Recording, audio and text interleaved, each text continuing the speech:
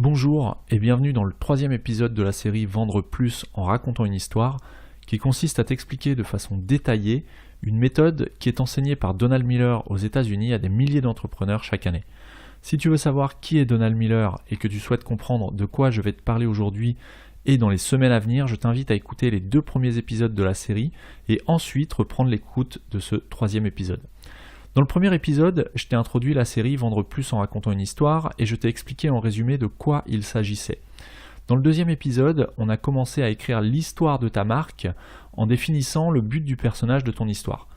Et dans le troisième épisode, je vais t'expliquer comment créer une relation particulière avec tes prospects, non pas en répondant simplement à un problème matériel ou physique, mais en répondant principalement au problème qui va faire tilt dans la tête de ton prospect, c'est ce qu'on appelle le problème interne.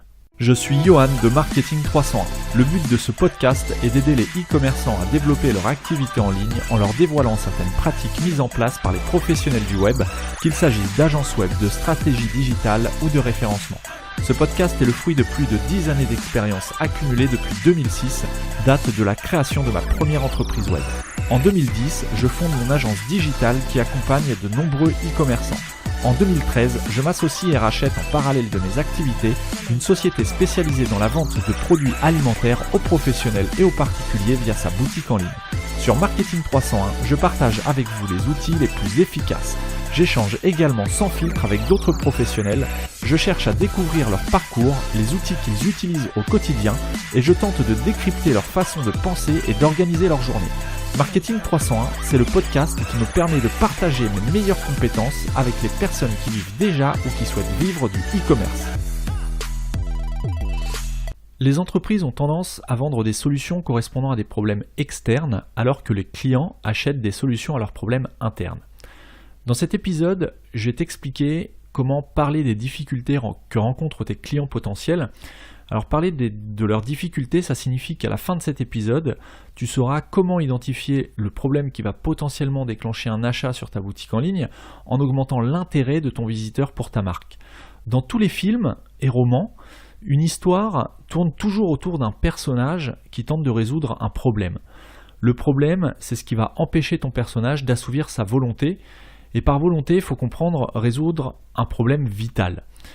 De ton côté, toi, il va falloir que tu te places comme la marque qui comprend exactement ce que tes clients ressentent. Le problème que tu vas ajouter à leur histoire, c'est l'hameçon qui va te permettre de les rapprocher du choix d'acheter sur ton site. Pour reprendre l'exemple du film La mémoire dans la peau des épisodes précédents, si dans les 30 premières minutes du film, l'espion Jason Bourne recevait un appel lui expliquant pourquoi il est amnésique et qui il est en réalité, le spectateur décrocherait instantanément et il serait très difficile de le tenir en haleine pendant 2 heures. Plus tu vas parler à tes prospects de leurs problèmes, plus ils vont s'intéresser à ta marque. C'est comme ça que ça marche. Mais alors tu vas me dire, comment parler à tes prospects des problèmes qu'ils rencontrent? Et c'est là qu'on va introduire un autre personnage à l'histoire, c'est le méchant. Dans toutes les histoires, le héros ou le personnage est confronté à un méchant. Le déroulement de l'histoire est tenu par le fait que le héros va tout faire pour triompher au méchant, notamment en surmontant certaines épreuves physiques, mais aussi certaines épreuves psychologiques. Et pour arriver à battre le méchant, le héros devra avoir recours à des armes, encore une fois physiques ou psychologiques. Et bien dans ton cas, tes produits et tes services sont les armes avec lesquelles ton client va pouvoir vaincre son problème ou encore battre le méchant de son histoire. Le méchant, c'est pas forcément une personne ou un animal. C'est d'ailleurs souvent un élément plutôt abstrait et c'est pour ça qu'il va falloir personnifier le méchant que tu veux introduire dans ton message pour qu'il soit facilement assimilé par ton client. Par exemple, une pub des années 2000 pour l'insecticide Red mettait en scène une horde de moustiques peu sympathiques qui venaient attaquer l'intérieur d'une maison. C'est alors que le personnage de l'histoire, donc le consommateur, qui n'est autre que toi et moi, on se munit d'une arme que représente l'anti-moustique de la marque Red, on la branche sur une prise électrique, ce qui a pour conséquence de tuer le méchant moustique qui était venu pour te piquer. La publicité se terminait alors par le slogan « Quand Red passe, les moustiques trépassent ». On peut prendre un autre exemple avec la marque des balais antistatiques Swiffer. On voyait des moutons de poussière dans la publicité envahir le dessous des meubles d'une maison. C'est alors qu'intervenait le consommateur, donc encore toi et moi, avec un balai Swiffer qui allait capter et littéralement emprisonner la poussière avant de jeter le tissu antistatique directement dans la poubelle. Le message véhiculé était celui de se débarrasser sans effort de la poussière qui nuit au quotidien à la santé des individus, des enfants et des animaux. Enfin, on peut prendre un dernier exemple avec une ancienne pub d'un produit pour nettoyer les toilettes, présentée à moitié sous forme de dessin animé, dans laquelle on voyait l'intérieur d'une cuvette de toilette prise d'assaut et se faire attaquer par des bactéries qui venaient polluer l'intérieur des toilettes. C'est alors qu'en aspergeant le produit dans les toilettes, ce produit venait totalement détruire les méchantes bactéries. Dans ces 3 exemples, les marques ont bien compris qu'il fallait raconter une histoire à un consommateur tout en le plaçant comme le héros de l'histoire. On place le consommateur, donc toi et moi, au milieu de l'histoire qui est racontée par la marque. Et dans tous ces scénarios, le méchant possède 4 caractéristiques qu'il va falloir reprendre pour ton propre scénario. Première caractéristique, le méchant doit être la source du mal qui est ressenti par ton personnage. Il doit être la source du mal-être plutôt. Ensuite, le méchant doit être reconnaissable. Il doit être facilement identifiable. Il doit être unique. Il faut vraiment que tu places un seul méchant dans ton histoire pour qu'elle reste claire. Si tu te souviens bien du premier et du deuxième épisode, j'ai toujours parlé de clarté. Il faut que ce soit simple, clair et précis. Donc le problème, le méchant de l'histoire ne contrevient pas à cette règle. Il faut qu'il n'y en ait qu'un seul pour qu'il soit unique et que ce soit clair. Et enfin, il doit être réel. Ça doit être un problème concret. Il ne faut pas inventer un problème à ton audience. Il faut se servir des problèmes concrets qui existent déjà. Donc ça, ce sont les 4 caractéristiques qu'il va falloir reprendre pour ton propre scénario, les 4 caractéristiques du méchant de l'histoire que tu vas raconter à ton audience. Donc, première caractéristique, il doit être la source du mal-être ressenti par ton personnage. Il doit être reconnaissable, il doit être unique, il doit être réel. Tes clients ont plein de problèmes, mais tu dois te concentrer, comme je viens de te le dire, sur un seul problème que ton produit ou ton service va pouvoir immédiatement résoudre. Toujours pour reprendre l'image du méchant de l'histoire, il y a 3 types de problèmes qui vont être générés par les différents ennemis que tes clients doivent combattre. Ça va générer le premier type de problème qui est un problème externe. Ensuite, tu as les problèmes internes et enfin les problèmes philosophiques. Alors ces 3 types de problèmes sont totalement liés et on va voir comment. Le méchant d'une histoire crée un problème externe qui va générer une frustration interne. Et je vais t'expliquer en quoi consistent justement ces 3 différents problèmes. Le problème externe, c'est un problème d'ordre physique ou d'ordre matériel qui empêche le héros d'arriver à son but et de triompher. La plupart des professionnels vendent un produit, donc là on parle de tes concurrents par exemple, vendent un produit qui répond à un problème externe. Par exemple, si tu tiens un restaurant, tu penses peut-être que tes clients viennent dans ton restaurant pour répondre à leur problème externe qui est la faim. Autre chose, si tu es plombier, tu penses peut-être également qu'on t'appelle uniquement dans le but de résoudre un problème externe qui est la fuite d'eau. Alors tout ça, ça paraît assez évident, mais en réalité, il y a bien d'autres facteurs qui entrent en jeu et tes clients cherchent à résoudre des problèmes bien plus profonds que ceux qui te paraissent évidents et qu'on vient de voir. Restreindre ton message commercial ou marketing à la résolution d'un problème externe, comme par exemple arrêter une fuite d'eau ou ne plus avoir faim, pour ne reprendre les 2 exemples que je viens de te citer, c'est peut-être un début d'explication à ton manque de résultats si aujourd'hui tu penses que tu n'as pas assez de résultats. Donc souviens-toi, en début d'épisode, j'ai commencé par te citer la phrase d'un des concepts de Donald Miller, qui est « Les entreprises ont tendance à vendre des solutions correspondant à des problèmes externes alors que les clients achètent des solutions à leurs problèmes internes. » En fait, l'identification du problème externe va simplement te permettre d'exprimer le problème interne de ton client. Par exemple, dans le film La Guerre des Étoiles, encore une fois pour reprendre l'exemple d'un précédent épisode, donc dans le film La Guerre des Étoiles, Luke Skywalker doute de ses capacités jusqu'au dernier moment, car son oncle a prétendu qu'il était trop jeune pour rejoindre la Résistance. Et dans presque toutes les intrigues, le héros se demande s'il est à la hauteur de ce qu'on lui demande de faire ou de ce qu'il doit faire. Et c'est ce manque de confiance en lui qui permet de tenir en haleine une grande partie du public, a priori désintéressé par le problème externe qui est rencontré par le héros. C'est la frustration en fait qui est rencontrée par le héros qui va par exemple permettre à un spectateur un peu bourru, pas forcément très délicat, d'apprécier une comédie romantique. Ou encore qui va permettre à une mère au foyer d'apprécier un film sur le foot. Ce qui intéresse ces deux sujets, au final, c'est ni l'histoire d'amour du héros, ni la pratique du football, mais c'est plutôt le manque de confiance du héros ou le handicap rencontré qui devra être surmonté par le héros pour arriver à ses fins. C'est ça qui va tenir en haleine le spectateur, quelle que soit la typologie de spectateur. Et bien dans ton histoire, c'est pareil. En marketing, c'est exactement la même chose. Il est humainement bien plus puissant d'avoir un désir de résoudre une frustration que de répondre à un problème matériel. En d'autres termes, un problème externe. Si tu as bien suivi, le problème matériel, ça représente le problème externe de ton personnage.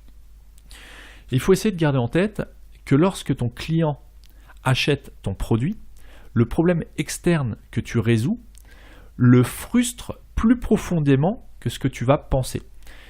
Il est donc bien plus puissant d'exprimer avec des mots la frustration que rencontre ton client pour le pousser à acheter ton produit qui en fait est l'arme qui va éteindre sa frustration en résolvant un problème plus rationnel, plus concret. C'est en parlant ainsi à ton client que tu vas créer une relation beaucoup plus profonde qu'une simple relation de vendeur à acheteur comme peut-être le font tes concurrents. Et c'est exactement ce qu'a su créer Steve Jobs avec la marque Apple quand il a revu tout le message marketing de la marque en identifiant la frustration qui était rencontrée par le néophyte en informatique de ne pas savoir précisément comment fonctionne un ordinateur. Et au final, il s'en fiche, le néophyte, de savoir comment fonctionne précisément l'ordinateur. Ce qu'il veut, c'est arriver à un résultat. Et ça, si tu n'as pas écouté le premier et le deuxième épisode, je t'invite vraiment à les écouter parce que j'en parle un peu plus précisément. Dans le cas d'une entreprise de peinture, pour prendre un autre exemple, le problème externe rencontré par tes clients, si tu es à la tête de cette entreprise de peinture, ça serait tout simplement de résoudre un besoin d'esthétisme alors que leur problème interne serait plutôt le mal-être d'avoir la maison la moins belle du lotissement. Le problème interne que tu aurais identifié de cette façon-là, comme d'avoir la maison la moins belle du lotissement, contrairement au problème externe qui est simplement d'avoir une jolie maison, eh bien le problème interne ainsi identifié pourrait mener à un message marketing qui pourrait être une peinture à faire pâlir d'envie tous vos voisins. Donc tu vois, c'est un petit peu un angle, tu attaques ton message marketing sous un autre angle. Tu ne réponds pas directement, tu ne résous pas directement un problème externe, mais tu vas résoudre un problème bien plus profond qui est une frustration du problème externe de ton client. On peut aussi prendre l'exemple de la marque Starbucks. Donc si Starbucks réussit à vendre aujourd'hui un café, on peut se le dire, de faible qualité à 2, 3, 5 euros ou plus, c'est parce qu'elle répond à un problème interne de ses clients et pas à un problème externe. Starbucks n'est pas un vendeur de boissons chaudes. La marque ne répond pas aux problèmes externes liés à la consommation de café, mais Starbucks est un vendeur d'ambiance et de ressenti. Starbucks te propose une expérience agréable quand tu viens consommer une boisson chaude dans un espace convivial et attirant. Et c'est ça qu'ils vendent. Et c'est ce qui explique en partie leur succès. Ils ont réussi à communiquer sur le problème interne de leur audience.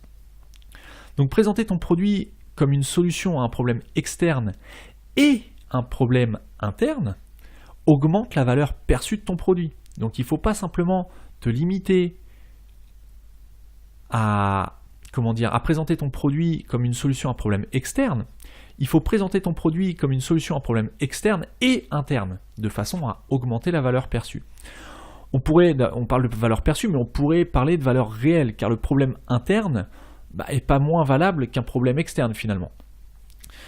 Et enfin, le troisième type de problème, le problème philosophique, c'est en quelque sorte la résultante du cumul du problème externe et interne. C'est un problème beaucoup plus profond et abstrait que les deux problèmes précédents.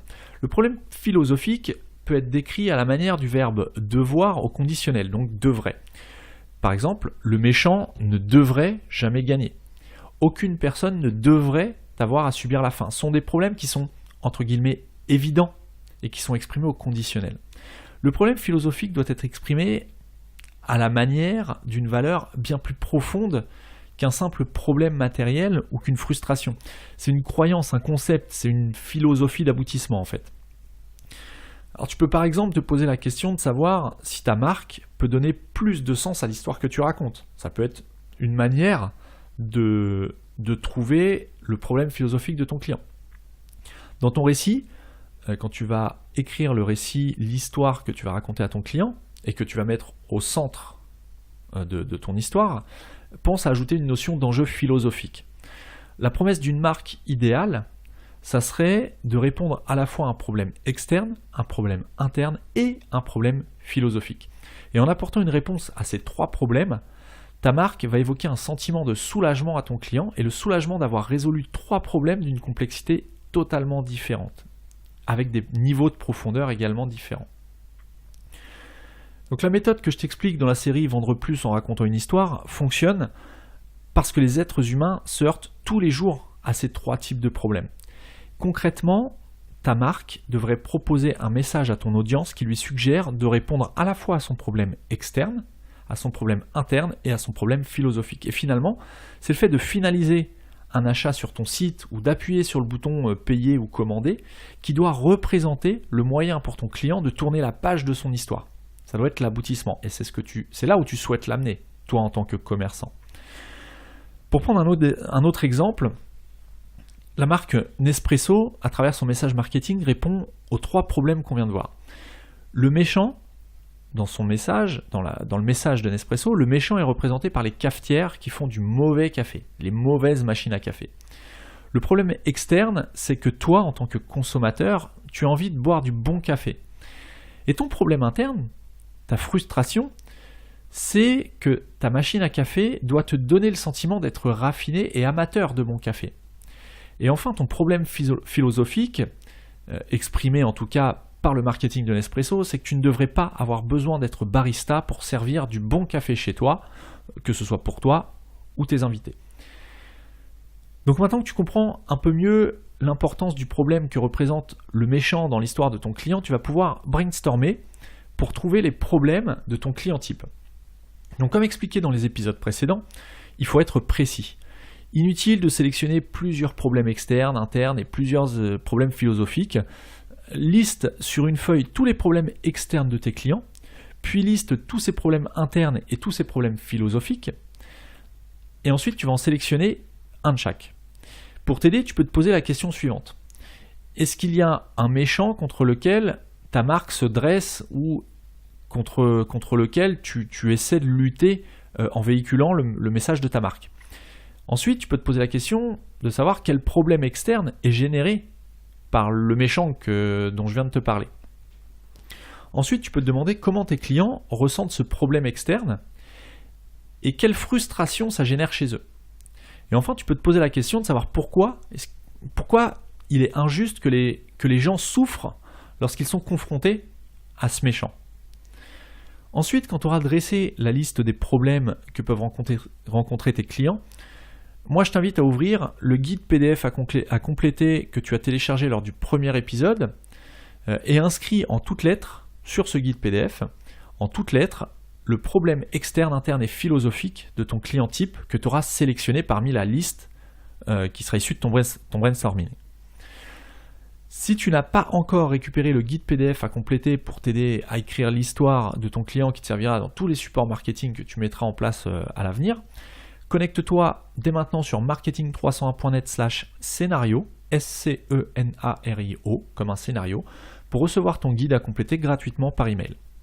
Donc pour en revenir à ce que je disais, tu dois choisir de préférence un problème que ton produit peut résoudre maintenant.